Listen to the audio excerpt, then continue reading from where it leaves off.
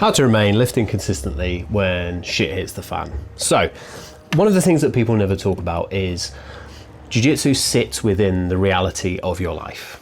And too many people treat it like it's this separate thing, and that lifting is this separate thing, and that none of them affect each other. When actually we are a complex organism and everything is interrelated. Like, your body doesn't know the difference between a job interview and a heavy squat session in terms of how much it takes out of your nervous system and your ability to recover. The only difference will be the level of muscle soreness, as an example. Like, stress is stress. Your body does not care where it comes from, it just cares whether you can adapt to that stress or not. So, what you have to bear in mind is, and this is a simplification itself, we've got three sections here. We've got our strength and conditioning, we've got our mat time, and we've got our life. Really, you could draw this in a variety of different ways. I'm not saying one is better than the other, they're just 3 points. S&C could be down here, life could be up here, it doesn't matter. The point being that when you lean more towards one of these things, you naturally move further away from the other two. So if you've got a period of time where you're really leaning into your mat time, get my pen, and you're here, unsurprisingly, your life and your S&C will not be as active as they might be. This might be like a professional competitor. For some people, when they're preparing for competition, it's more like this. You know, family still matters, family's still important. It's just S&C might take a bit of a back burner. What we have to be realistic about is you cannot do all three things to the maximum of your capabilities at all times, unless you are very careful about how you organize your weeks and how you organize your life, and it will mean you're going to miss out on some stuff. So if you're preparing for ADCC Worlds, if you're preparing for ADCC or Worlds, you will probably find that you don't have a lot of social life and you don't have a lot of time for S&C. It needs to be really bang for your buck, because your mat time is dominant there, because skill is so important. At other points where you don't have any competitions lined up, that's where you can go out and see your friends more. You can have a social life, you can be involved in your community, you can foster your relationships. At other times, maybe S&C becomes more important. That is fine, but we have to recognize that there is a relationship between these three things, and when one ramps up, the others have to take a bit of a back seat. So if you have a family bereavement, or God forbid someone gets ill in your family and you have to care for them, you're going to be over here. You're going to have fuck all time for S&C, and you have fuck all time for jiu-jitsu. So they need to make sure that the jiu-jitsu should probably be things that you enjoy, sessions you like going to, training with people that you get on with, because realistically you've got more important things to worry about than sport. And the S&C should be very short, very to the point, and just kind of maintaining rather than necessarily actively pushing towards the top end of what we're capable of. I could get into maintenance, it's not really real, but slower progress, accepting that really all we're trying to do here is make sure that we don't end up detrained, so that you don't deal with that bereavement or a family member gets better, and then you jump straight back in and you get injured quite quickly. So we just need enough to keep it ticking over for S&C.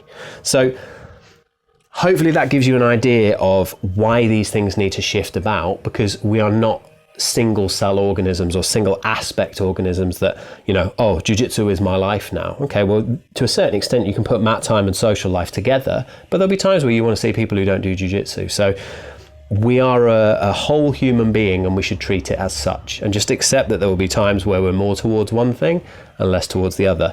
And this is the reason why people, including jiu-jitsu influencers, saying 40 sets of something in a program is fucking insane, because that means you are here in terms of your recovery. You're going to struggle to recover from jiu-jitsu unless you like a special supplement, and you're going to struggle to have a social life or have any friends, or not be an unbearable arsehole around those people because you're so sore and tired from S&C and the fact that you can't do enough jiu-jitsu. So what do we do? Well, option one, you reduce your volume. And the two simplest ways to do that are continue with the number of sessions that you do in a week. Maybe it's 2. Do 1 to 2 working sets instead of 3 to 4 working sets. You've reduced volume by 1/3 to 1/2. You still get a massive stimulus from the first working set. That's probably most of the stimulus that you get in a session. and you've made your recovery much, much easier, and you can consistently get those sessions in, and bonus, the session is now shorter, so you're more likely to get in and get out. Or 2, you could do 1 session a week instead of 2 sessions a week, and you just alternate between session 1 and session 2. So 1 week you do session 1, the following week you do session 2, next week you do session 1, the week after that you do session 2. Again, it halves your volume because you're not doing as much as you were and you're still getting that stimulus. You could also choose to, no, can't remember, ignore that. The big one, and this is the one that fucks me off no end, do not lower the load and increase the volume. Oh, I just did 3 sets of 10 instead at 50%. No. I don't want you to. That changes the stimulus. The adaptation that you will get is not the same. Okay? We are loading heavy for a reason. 2, we're not here to babysit you. We're here to get a specific adaptation that will make you better and more robust so that you can do more jiu-jitsu training. 3 sets of 10 is not that adaptation. 2, you might actually increase your volume without realizing it, because even though you're doing a lower weight, you are doing more reps of it. And sometimes you do 3 sets of 10 and go, oh, maybe I could do 4 or 5 sets of 10. And then suddenly we're back in exactly the same problem that we had before. Stop fearing heavy weights. They're not the problem. It is the total volume of the session that is the problem. So reduce it down in one of these 2 ways is the simplest solution. Option 2, just as realistic, but sometimes people struggle with this concept. Lower your short to medium term expectations. Hard work matters, intent matters. Getting every session in perfectly is largely irrelevant if you've got those 2 things. I keep saying consistency over everything else. I'm not joking. Some of the best periods of training and the most impact that they've had for me have been periods of time where I've trained once a week, or where I've done some of the session and accepted that I'm not going to finish the rest of it. It's hard because you want to do everything that's programmed. That's why I've said it's option number 2, because a lot of people don't like leaving some of the session undone. I appreciate that. But if you do some of the session and you just set a timer and you stop where you stop, I usually program your sessions so that the biggest bang for your buck exercises are at the front end. And if I haven't, if you let me know that you're tight for time, I can, and I will write them that way for you. Or use RPE. Yes, sometimes we use percentages.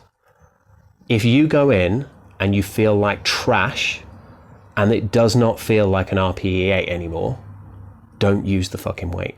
Lower the weight, reduce it back. You know how it should feel.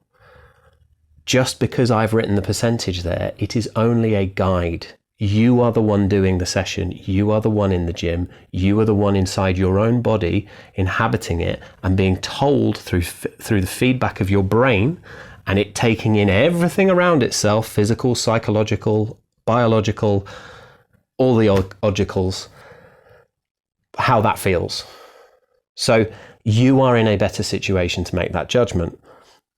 If it feels like it is higher than an RPE 8 on the compound lifts, just reduce the weight down. We are trying to slow cook with our strength and conditioning. We cannot force adaptation by pushing harder. Yes, there are periods of time where people do that. Dan John, a phenomenal strength coach, talks about bus bench versus park bench workouts. Bus bench workouts are, we've got to be lifting these numbers by these weeks in this time frame. Often in kind of fight camp situations or sports where you've got on seasons and off seasons and highly competitive periods and less competitive periods. Jiu-jitsu is not really like that. So it doesn't really matter. We can push when we get the opportunity, but we can very easily slow cook when we don't have the opportunity. Both approaches work. There is nothing wrong with slow cooking your progress. So don't be afraid to just back the weights off a little bit. You're not going to suffer as a result.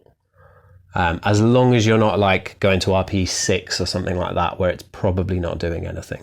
Just be honest with yourself about where it sits, because if you are highly stressed or very busy, your RPE will go up, and that is your body telling you that it cannot recover from more than that. It is trying to say to you, you are not capable of this right now. Doesn't mean you've got weaker. It just means in these circumstances, it will not necessarily let you access all of that strength. And that is a good thing, because you do not want to be trashed by what you are training. And then once again, do not lower the load and the volume. Okay? Just find ways of doing what is already programmed, because this changes the adaptation. This just slows the process and allows you to recover better. That is all. Hopefully that gives you some options and some ideas of what to do when the reality of life hits and you just can't train in the way that you previously wanted to. The other thing is just just message me, tell me what's going on, and I will make sure that I write you a program that's less. You're not going to get worse as a result of it.